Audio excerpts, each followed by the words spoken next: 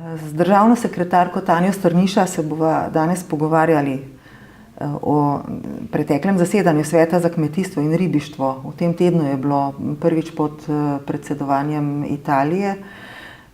Pa me zanima, kaj je bila vodilna tema tega zasedanja? Ta svet je imel dve vodilni temi. Prva je bila razprava o sklepih glede trga mleka in prihodnjih morebitnih ukrepih na trgu mleka. Druga pomembna tema je bila pa razprava o novem predlogu Evropske komisije, kar se tiče ureditve ekološkega kmetijstva.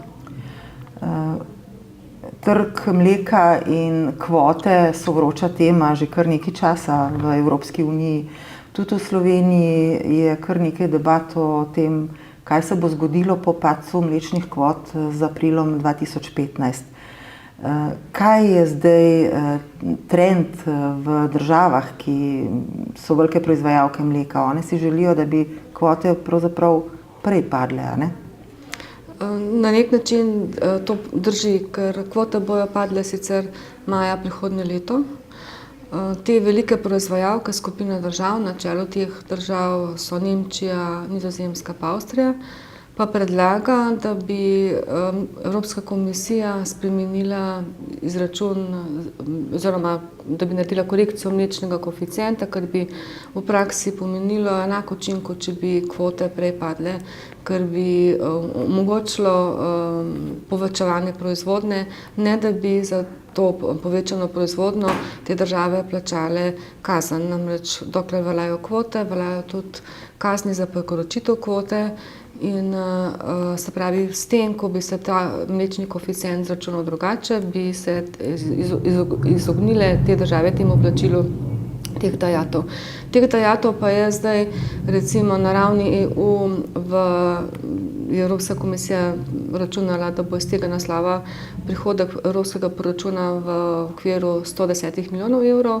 Glede na to, kakšna pa so razmere na trgu, oziroma kako se načrtuje povečanje proizvodnje, pa so nekatere ocene, take neuradne ocene ljudi, ki so blizu Evropski komisiji, celo trdijo, da bi teh dajatev bilo lahko celo 600 milijonov v naslednjem letu. To je zelo veliko. Že zdaj v prvih mesecih letošnjega leta je proizvodnja mleka za 6% večja v Evropski uniji, kot je bilo načrtovano. Torej, v državah, ki so velike proizvajalke mleka, že močno presegajo dodeljene kvote. To pomeni, da bi Nizozemska, Nemčija, morda tudi Avstrija toliko več mogle plačati te kazni, a ne? Kaj pa hkrati pomeni to za druge države, ki pa teh kvot ne dosegajo? A iz teh kazni dobijo tudi te države kaj? To je vir proračuna in več, ko se steče v evropski proračun pod ta naslov, kjer so sredstva za kmetijstvo, manj je potrebne te izravnave, tako imenovane finančne discipline. To je nek mehanizem, ki zagotavlja, da se za evropsko skupno kmetijsko politiko ne presežejo določena sredstva na določeni višini. In ta mehanizem se sproži, kadar je več teh kriznih inštrumentov, in seveda izpad prihodkov pomeni tudi lahko večji učinek tega inštrumenta. In nadalje, če se bo ta proizvodnja zelo povečala in v prihodnjih letih pride do kakšne krize na globalnem trgu, ker zaenkrat je za te presežke še trg. Te države ciljajo predvsem na azijske trge, kjer se povpraševanje ves čas veča, ampak če tam pride do krize in se trg zasiti, to pomeni, da se sprožijo potem mehanizmi za razbremenitev trga na evropski ravni. To potem posledično pomeni tudi manj sredstva za neposredna plačila. Dejansko bi potem ta ukrep lahko šel na račun vseh kmetov, se pravi tudi tistih, ki od tega povečane kvote nimajo nič. Povečana prireja mleka in preseganje kvot pomeni tudi pritisk na odkupne cene mleka. Te že padajo in to je lahko nevarnost tudi za odkup mleka v Slovenijo, zlasti v območjih z omejenimi dejavniki kmetovanja, ker bi bilo to mleko preprosto predrago za mlekarne, ne?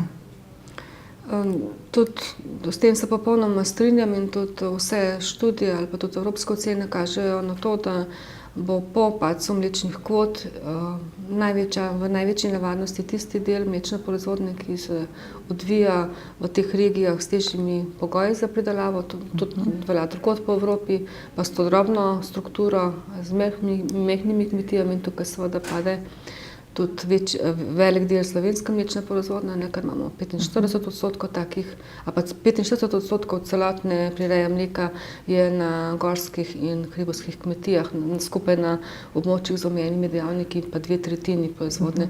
In tu ta del je dejansko bolj ogrožen. Mi smo tudi tega se zavedamo, zaradi tega smo tudi pri tem, ko smo oblikovali ta model neposrednih plačil, predvideli proizvodno vezana plačila, in sicer smo 3,5% celotne ovojnice neposrednih plačil namenili tistim kmetijam, ki se nahajajo na gorskih in hribovskih območjih in prirejajo mleko.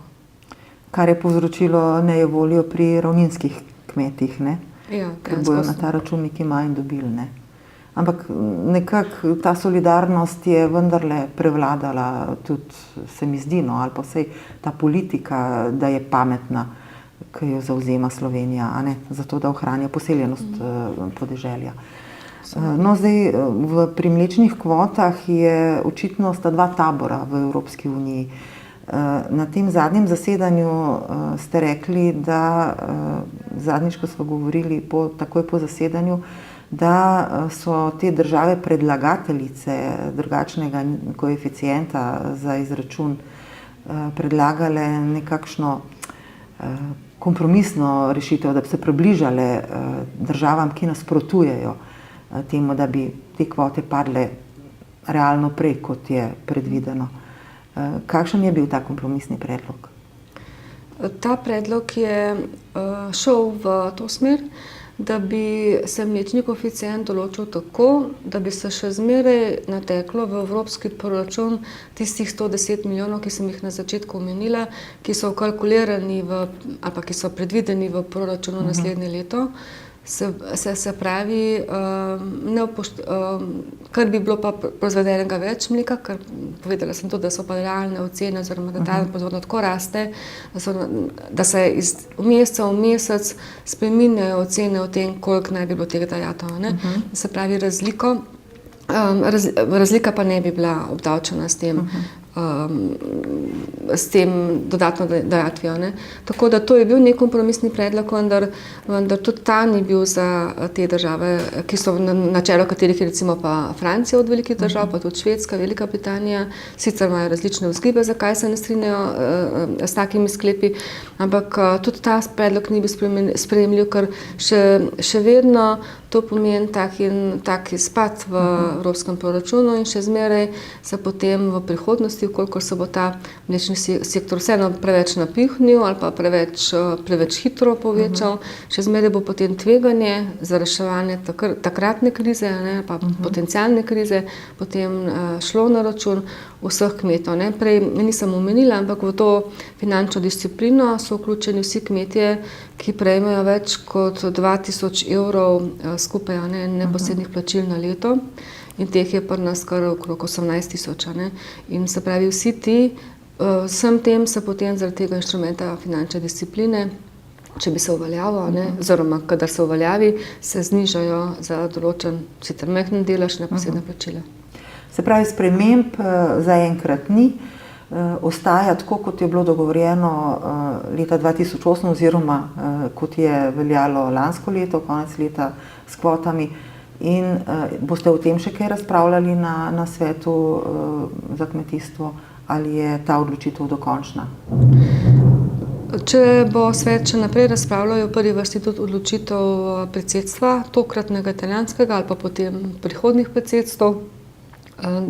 Zahteva teh držav, ki zdaj niso bile uslišane, je bila, da se potem še zmeraj ministri vrnejo k temu vprašanju, medtem ko je pač ta predsedujoči italijanski minister menil, da se nima smisla vračati, ker je bilo že več razprav in o tem ni bilo, pač glede tega, pa glede ukrepov ni bilo zadostne podpore. Je pa bil mogoče vseeno tudi nek pozitiven predlog, namreč ta, da se Evropski komisiji naloži, da bolj natančno opredeli, kaj sploh je kriza, ne? Se pravi, kaj se mora zgoditi na trgu, da se to razume kot kriza, v kakšnem obsegu, ne? Da ne gre to samo za neko večjo krizo, da lahko kriza tudi na manjšem območju in za različne oblike kriznih pojavov tudi nekako definira oziroma predvidi bolj jasno ukrepe, ker jih zaenkrat še ni predvidenih. Ne? Zaenkrat prvi korak je pa že bil narejen, pa je, da se vzpostavi ta observatorij za spremljanje razmer na trgu mleka, ki bi potem komisiji omogočil, da bi s nekim takim natančnim zbiranjem podatkov zelo hitro prišla do informacij o tem, kaj se na trgu dogaja, da bi lažje napovedovala krize in tudi se bolj učinkovito in hitreje odzivala za preprečitev kriz. Poleg te vroče razprave o mlečnih kvotah ste govorili tudi o ekološkem kmetovanju in o pravilih ekološkega kmetovanja.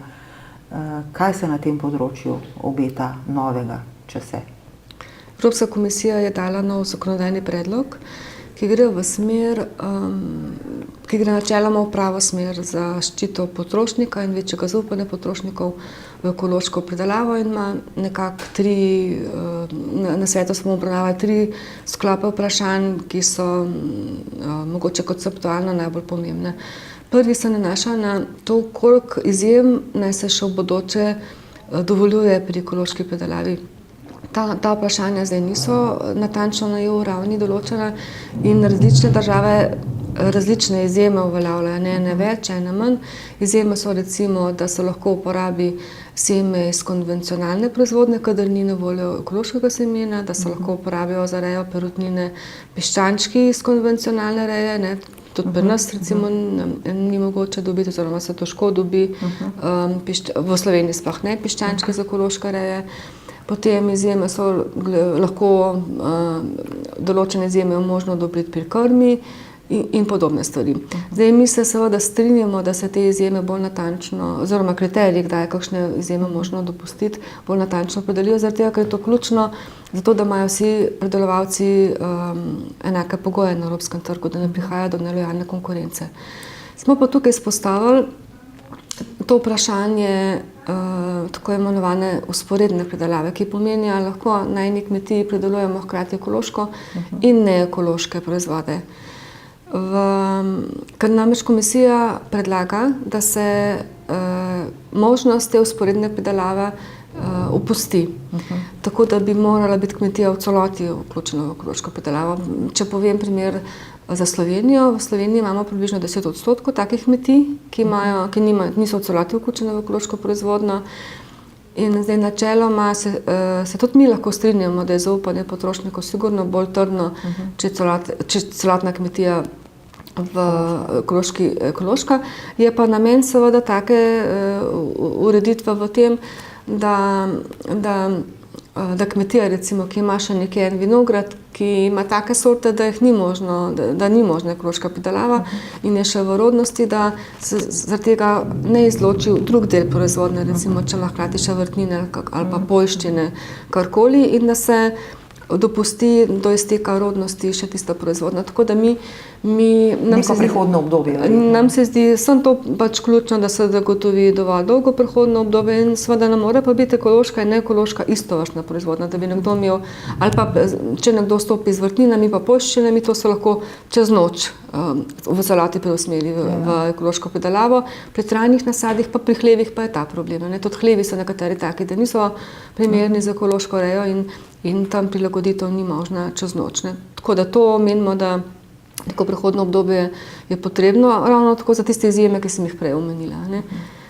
To najbrž ni problem samo Slovenije, ki je majhna in svojo pridelavo. Najbrž imajo tudi druge države podobne situacije. To je tudi bilo zanimivo opazovati druge ministre.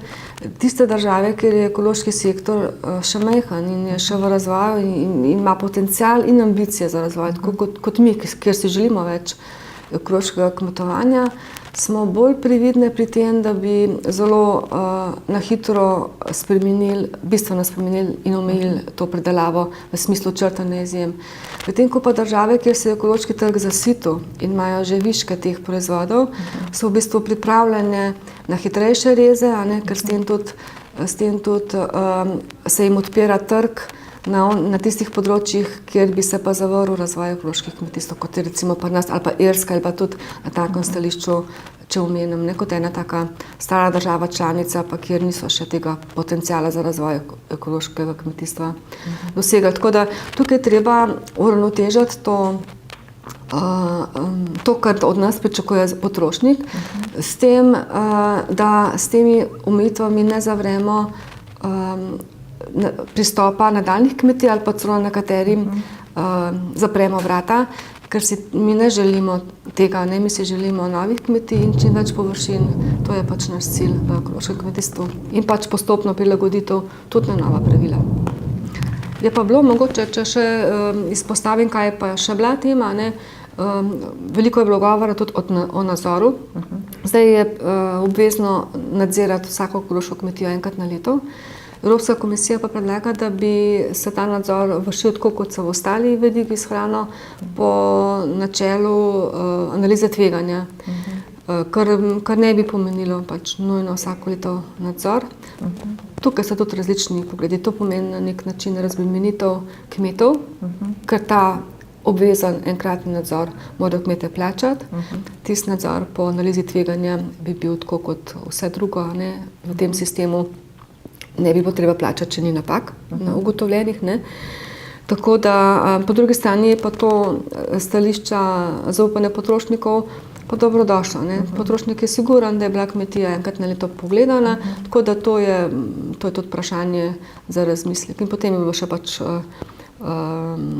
izpostavljeno, Slovenija to izpostavlja, da pri nadzoru pa nima smisla, da so vključeni tudi trgovine, ki prodajajo ekološke proizvode, ki so zapakirani, ne, in jih ne pakira trgovina. Se pravi, če se proizvod v obliki pač zapakiranega ekološkega proizvoda izvrši že ne vem, na ravni pridelovalca, ni nobene potrebe, da se trgovina, ki to prodaja, tudi vključi v nadzor. To se nam zdi neko tako nepomembno administrativno breme in smo to tudi recimo na svetu izpostavili. Čeprav je kar nekaj ekološko pridelane hrane, živil uvožene tudi, ker Slovenija ima večjo potrebo, povpraševanje je večje, kot je pridelava. Kaj pa ta nadzor v trgovinah? Če prihajajo že zapakirani ekološki proizvodi, označeni, potem menimo, da nadzor teh trgovin ne prinese neke dodane vrednosti, ker se mora proizvod ali pa cel proces se kontrolira do tiste faze, ko je izdelek zapakiran. In menimo, da je ta nadzor ustrezen. Drži pa, kar rečete, mi smo na področju oskrbe z ekološkimi pridelki zelo daleč, ker samo 10% od tega proizvedemo sami, kar porabimo. Hvala lepa za pogovor. Hvala tudi vam. Pa lep dopust. Tudi vam, hvala lepa.